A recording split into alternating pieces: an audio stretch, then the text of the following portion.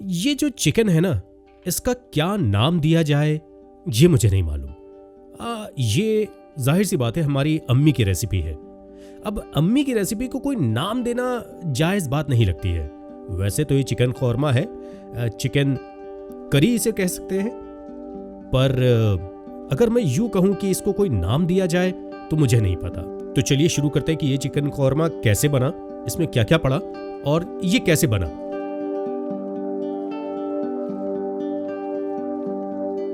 ये हमने गोश्त लिया है तकरीबन 1 किलो। इसका मैरिनेशन करने के लिए इसमें डालेंगे 1 चम्मच नमक,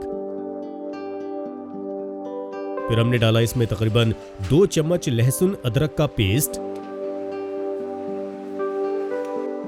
फिर इसमें 2 हरी मिर्च चॉप करके डाल दी, आधा चम्मच इलायची पाउडर और थोड़ा सा हम लोगों ने व्हाइट वाला विनेगर इस्तेमाल किया, ज्यादा नहीं थोड़ा सा।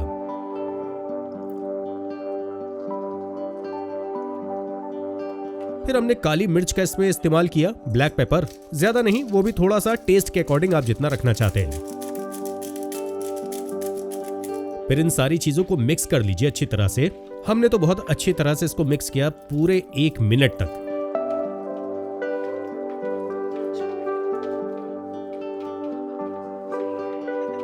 फिर इन सारी चीजों को ढक के रख दीजिए तकरीबन 1 घंटे के लिए। फिर हम कुछ सब्जियों को चॉप कर लेते हैं, जैसे कि टमाटर। हमें इसकी प्यूरी बनानी है, इस टमाटर की प्यूरी बना लीजिएगा। तकरीबन 200 ग्राम टमाटर होंगे, उसकी हम लोगों ने प्यूरी बना ली। फिर इसके बाद हम लोगों ने एक कढ़ाई चढ़ाई, उसमें तकरीबन 50 से 70 ग्राम के आसपास हम लोगों ने मस्टर्ड ऑयल का इस्तेमाल किया। फिर हमने 300 ग्राम प्याज को चॉप कर लिया और इस प्याज को अब हम लोग भूनते हैं। जब आपका तेल गर्म हो जाए तो इसको भूनना शुरू कर दीजिएगा। भूनने में ज्यादा वक्त नहीं लगेगा, महज मुझे ऐसा लगता है कि 10 से 12 मिनट या हद है 15 मिनट में आपकी प्याज तैयार हो जाएगी। देखिए, इस प्याज का आपको पूरा बरिस्ता नहीं बनाना है, प्याज को आपको थोड़ा सा नम रखना है और वो काला शेप जो आता है ना बरिस्ता बनाने में, वो इस्तेमाल नहीं करता है।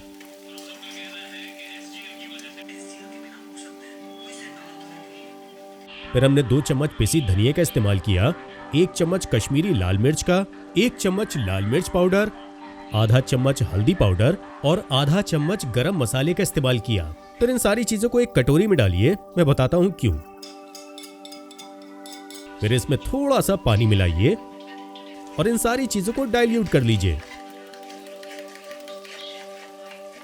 और जो प्याज आप तैयार कर रहे थे ना, अब उसको तकरीबन 12 से 15 मिनट के आसपास हो चुका है।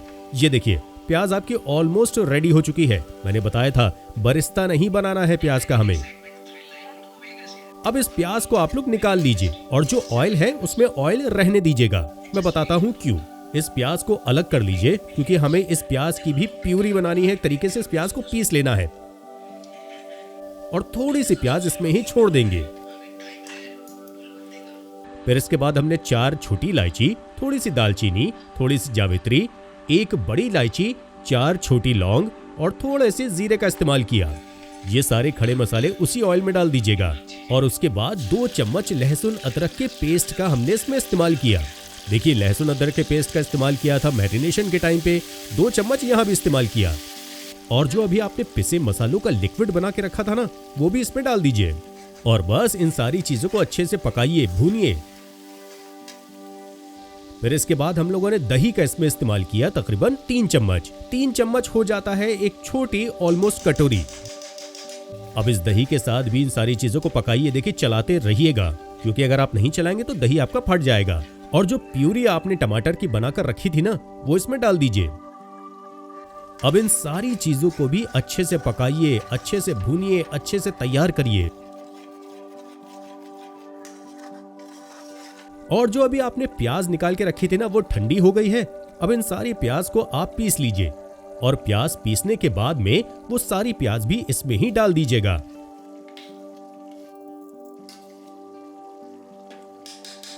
और फिर से हम लोग सारी चीजों को पकाना, उसको भूनना शुरू करते हैं। अब इसमें हमारे सारे मसाले आ गए। ये एक तरीके की ग्रेवी तैयार हो गई। ये चिकन की ग्रेवी होगी। अभी पानी डालेंगे लेकिन थोड़ी देर के बाद। फिर ग्रेवी के लिए हम लोग 1 चम्मच नमक का इस्तेमाल करेंगे। टेस्ट के अकॉर्डिंग आप ऊपर नीचे कर सकते हैं। बस इनको ढक कर रख दीजिए महज 5 मिनट के लिए। 5 मिनट के बाद आप फिर से इन सारी चीजों को देखिए और एक बार फिर से चलाइए। आप देखेंगे, आप पाएंगे कि ऑयल अलग हो रहा है, लेकिन अभी भी ये सारी चीजें भुनी जाएंगी। एक बार चला के जरूर देख लीजिएगा और फिर से ढक्कन लगा के रख दीजिए। फिर उसके बाद जो चिकन आपने मैरिनेट करके 1 घंटा पहले रखा था ना, उस चिकन को इसमें डाल दीजिए। बस इन सारी चीजों को भी अच्छे से मिक्स करिए। देखिए, मिक्स करना बड़ा जरूरी है। ऐसा ना हो कि आपने चिकन यूं ही डाल दिया और मसाले आपके नीचे रह गए। चिकन में मसाले मिल जाने चाहिए। इस तरीके से इन सारी चीजों को मिक्स करिएगा।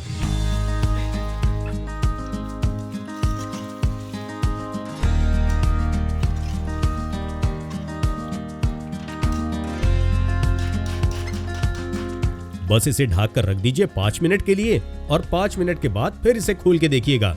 फ्लेम को थोड़ा सा लो कर दीजिए और अब 5 मिनट हो गए। 5 मिनट के बाद इसे फिर से एक बार चलाते हैं। ये देखिए, ऑयल आपका ऊपर ऊपर आ रहा है ना, ऑयल आपका अलग हो रहा है।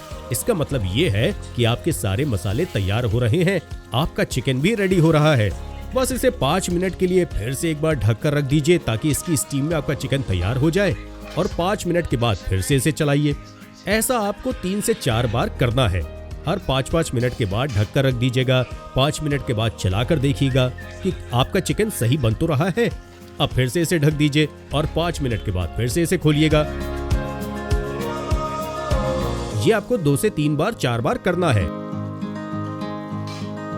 आपका ऑयल अलग हो चुका है, मतलब आपका नहीं, आपके चिकन का ऑयल अलग हो चुका है। ऑयल यानी कि वो जो तरी आप देखते हैं ना, वो ऊपर आ जाती है। इसका मतलब है कि वही ऑयल होता है। देखिए, आपके सारे मसालों में तेल होता है, आपके हर चीज में तेल होता है, चिकन में तेल होता है। ऑयल तो अलग अलग कंडीशंस में होते ही हैं।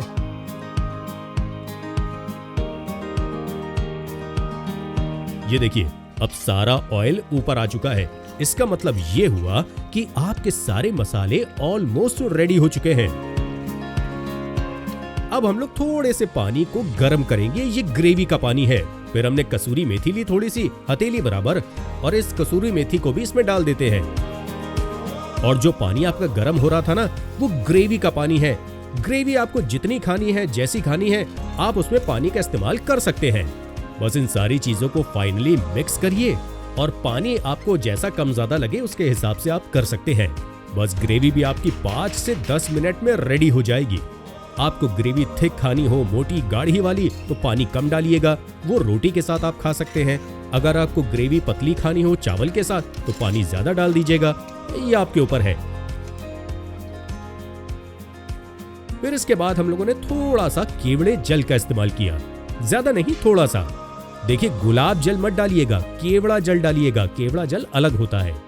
बचपन में मैं गुलाब जल और केवड़े जल में फर्क नहीं कर पाता था। ये देखिए, हमारा चिकन जो मम्मी की स्टाइल वाला चिकन है, जैसे मम्मी बताया करती थी, वैसे ही बना है। मम्मी का मतलब है कि ये हमारी सासू माँ की रेसिपी है। अब भाई, मैं भी उन्हें मम्मी ही बोलता हूँ, वो भी मेरी माँ समान है, तो मैं भी मम्मी ही बोलूंगा। वैसे ही मेरी सासू माँ की रेसिपी है।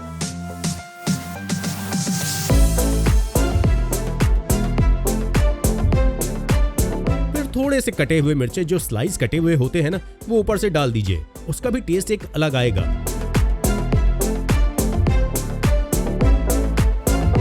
और ये देखिए, आपका चिकन कितना सॉफ्ट हो चुका है और खाए जाने के लिए बिल्कुल रेडी है।